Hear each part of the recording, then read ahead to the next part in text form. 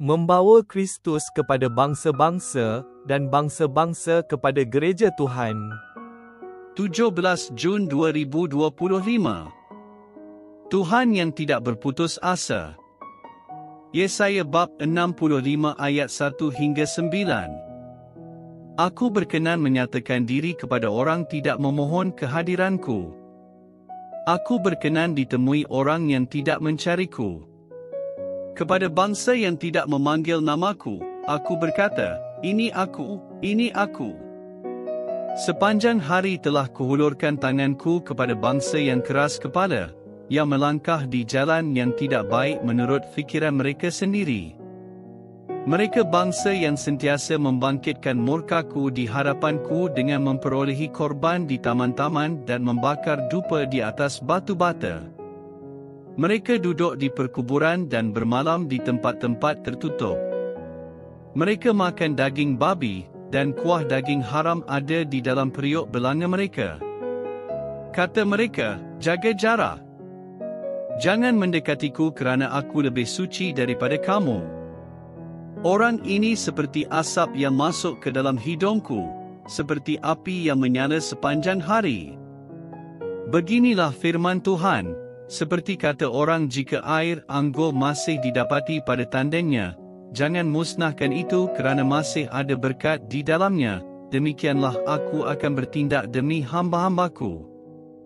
Aku tidak akan memusnahkan mereka seluruhnya. Aku akan membangkitkan keturunan daripada Yakub, dan orang yang akan mewarisi gunung-gunungku daripada Yehuda.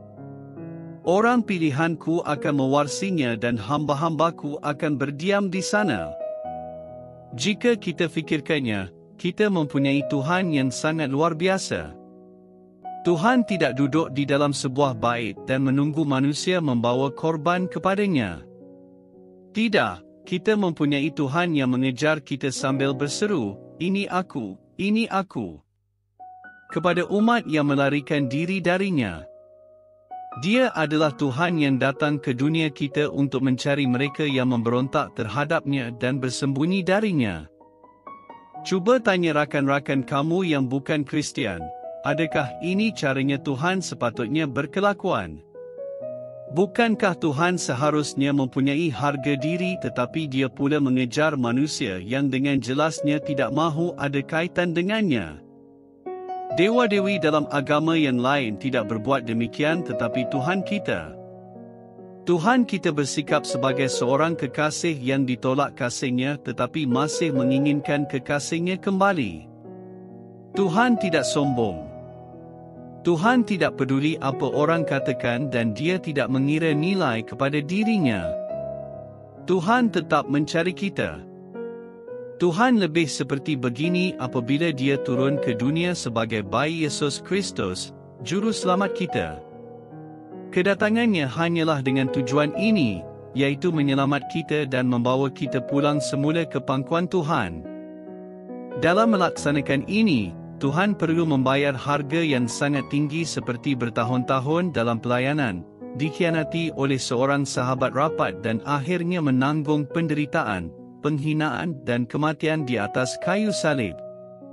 Yesus menanggung semua ini demi membawa kita kembali kepada Tuhan kerana Dia mengasihi kita. Lepas itu, pada hari ketiga, Yesus bangkit semula dari kematian dan tidak mati lagi. Dia menampakkan dirinya kepada mereka yang percaya kepadanya dan mengutus mereka untuk menghebahkan berita baik kepada sesiapa yang mahu mendengar, supaya semua yang percaya kepada Yesus boleh pulang kepada Tuhan sebagai anak-anaknya yang telah diampuni, dikasihi, bersukacita dan hidup selama-lamanya. Kita berdoa, Tuhan Juru Selamat, terima kasih kerana mengejar saya. Saya mahu menjadi milik-Mu selama-lamanya. Amin.